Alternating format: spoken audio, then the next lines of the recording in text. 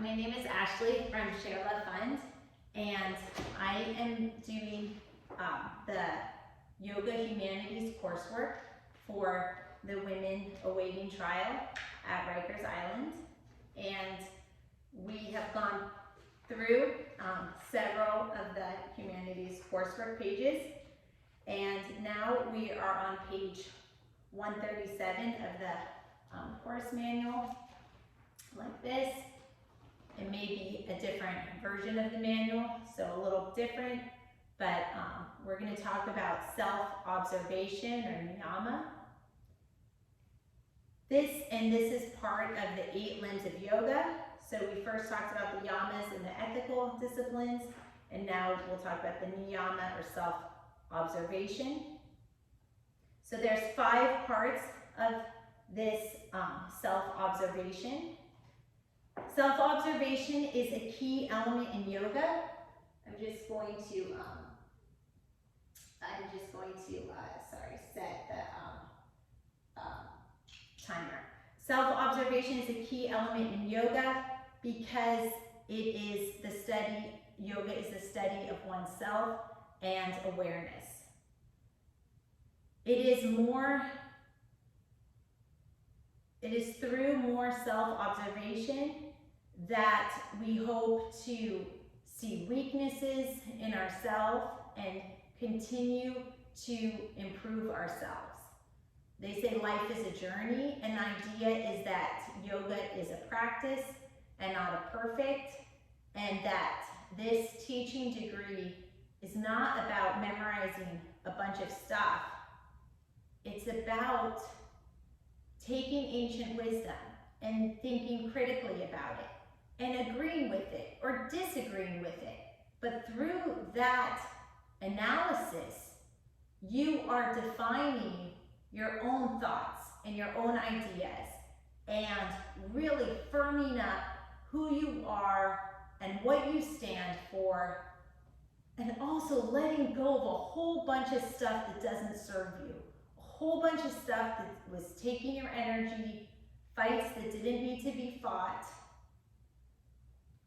and just trying to get to a place that you feel good inside and out. And that's what we're really trying to do. We're trying to provide a free vocational teaching degree so that when the women we serve exit their custodial facility, they can either be teachers or find a job with the benefit of having earned a teaching degree, or that people who are going to stay in a custodial facility, they have more tools in their tool belt to make the best of every day they have. And these are all issues that you will explore, and you will navigate how this information can serve you. And each person may use or not use this information in a different way. And that's what it's all about. It's about your journey. So going forward, there's 5 parts of the self-observation.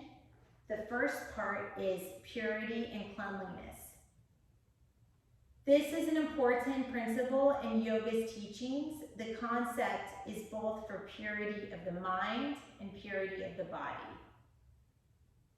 One of the ways to cleanse in yoga is just to breathe. So we inhale, and we can exhale through the mouth. And the idea is that through our nose hairs filter the air in. So cleaner air goes in, and then if you just feel like you have a lot of garbage to exhale, you can just push it out through your mouth, and that is a way to feel pure. Even if you are in custody, it's a way to create space. When you have no space, it's a way to create a feeling of cleanliness. When you have nothing clean around you and no ability to even clean yourself because you're restricted, but you do have your breath. Nobody can take your breath away, and you can just inhale and exhale, and that is a way we all can experience the feeling of cleanliness and purity that yoga teaches anytime, any place, anywhere, in our sleep, in the cafeteria line, anywhere. You can just take a breath. The second part of self-observation is contentment. Contentment is a fundamental concept in yoga because yoga seeks to teach self-discipline, and the ultimate prize is eternal joy, but in the meantime, contentment is possible. It's the idea to feel at peace and relaxed and confident. The idea that right here, right now, as hard as it may be to believe, especially for those in custody, but the idea in this yogic principle is that right here, right now, is exactly where you're supposed to be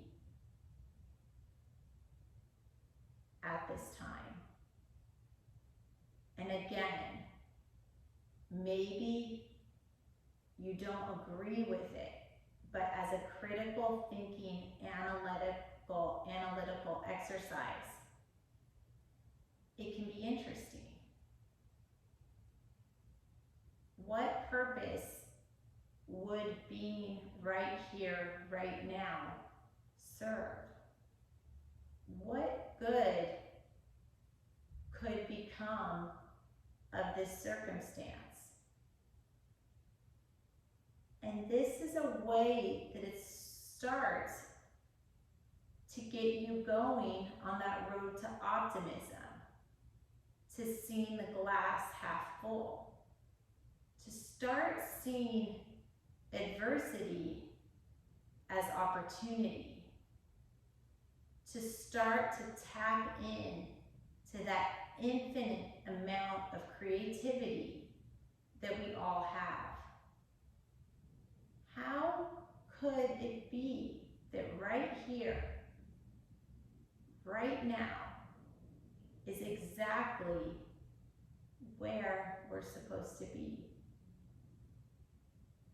So that is the concept of contentment and self-observation. The third part of self-observation is conscious awareness of accepting physical and mental pain as purification. And again, we don't need to agree with this. We are just understanding that this is part of the yoga teacher training curriculum, and you can take from it what serves you. So conscious awareness of accepting physical and mental pain as purification comes from the idea that gold becomes pure after it is burned. And again, we spoke earlier about how yoga has very ancient ritual, ancient origins of over 5,000 years ago. So these texts, they're 5,000 years old. So, you know, you can apply it in different ways in the context of modern time. It's just general principles, and you can make of it what you want. So this concept that gold becomes pure after it is burned. Mental pain, when overcome, helps us get stronger. When we are stronger, we can avoid more impurities by blocking them out in the first place. I think what this means is learning from our mistakes. That sometimes we go through unpleasant things, but we get through it, and there's a sense of empowerment. For those of you that are incarcerated, maybe you didn't think you would get through your first night. Maybe today is your first night. But tomorrow, when you get through it, maybe that might feel empowering. Wow, I didn't think I could get through my first night, but here I am. I got through my first night. I did it all on my own. So I'm sure it wasn't pleasant. I'm sure it felt painful. Or I don't know how it felt. Only you know. This is your story. And I'm not going to pretend to know. But this concept, this 5,000-year-old concept in this yoga text is that that kind of adversity makes us come out stronger, and that that kind of adversity makes us less likely to end up in the same kind of adversity. And that's the concept of learning from mistakes. When we see pain as a means to make us stronger, then we are happier to endure such pain. So this comes to acceptance. When you are in a horrible situation, maybe being incarcerated, there's a tendency to fight it.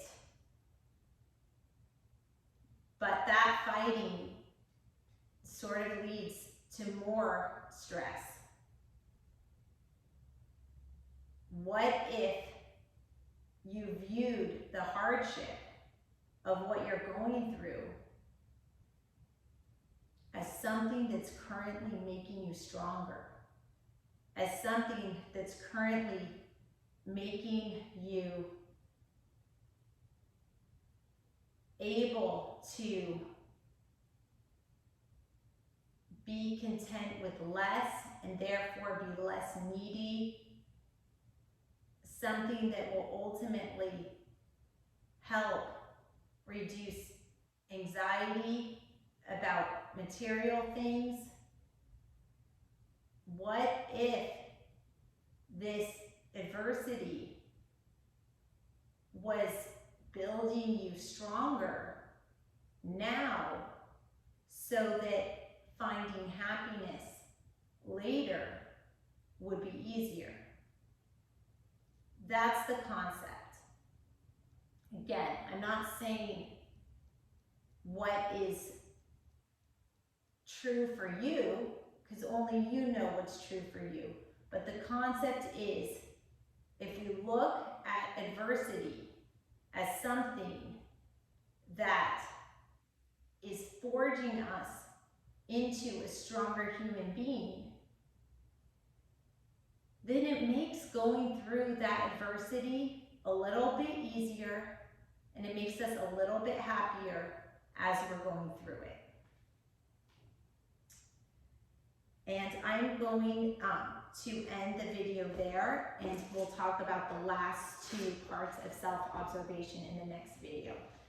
Thank you so much for your time on this day.